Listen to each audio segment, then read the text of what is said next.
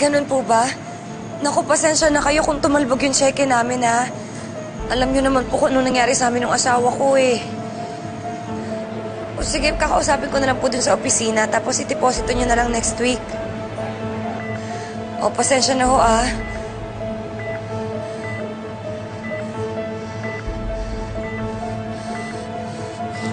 Lando.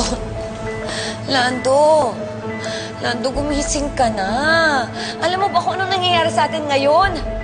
Baon na tayo sa utang. Lando naman eh. Di naman ganitong life yung gusto ko. Di ba pinangakuan mo ko ng magandang buhay? Pero bakit ganito? Baon na tayo sa utang. Lando. Lando, tulungan mo naman ako. Lando. Lando.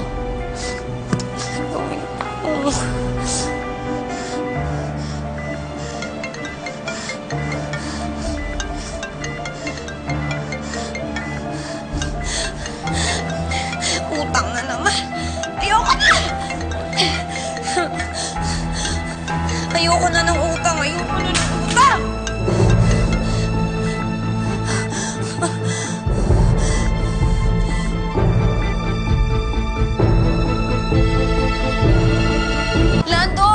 Lando, tulungan mo ako. Kasalanan mo to eh. Lando, gumising ka na. Gumising ka na. Lando, baon na tayo sa utang.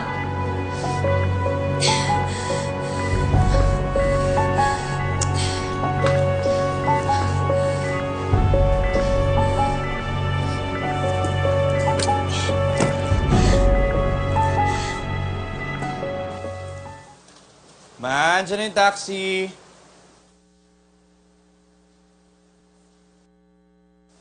Man, antayin ka na lang po namin sa labas.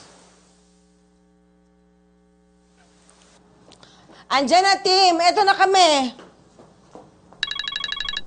Oh, teka. Hello, Tessa? Oh, Ate Josie, papunta na. Papunta na kami. wala na dito si Lando sa ospital. Ha? Mukhang tinakas na ni Beth. Sino ba yan?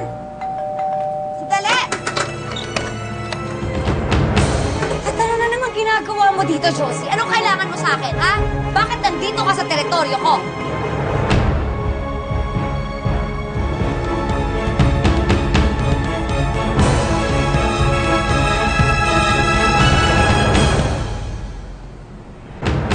At ano na naman ginagawa mo dito, Josie? Anong kailangan mo sa akin, ha?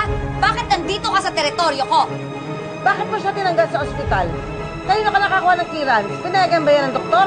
Hindi ba mas makakasama kung nandito siya? Ilang beses ko bang dapat isaksak dyan sa kukote mo na asawa na ako ni Lando, hindi na ikaw. Kaya wala kang pakialam kung anong gagawin Pero ko. anak niya pa rin ako eh, kaya may karapatan na ako makita siya. Alam niyo yung karapatan na yan, lagi niyo na lang sinasabi sa akin yan. Pwes, meron din akong karapatan. And you have the right to remain silent. Ano? Papapasukin mo ba ang anak ko? O magkakagulo tayo dito?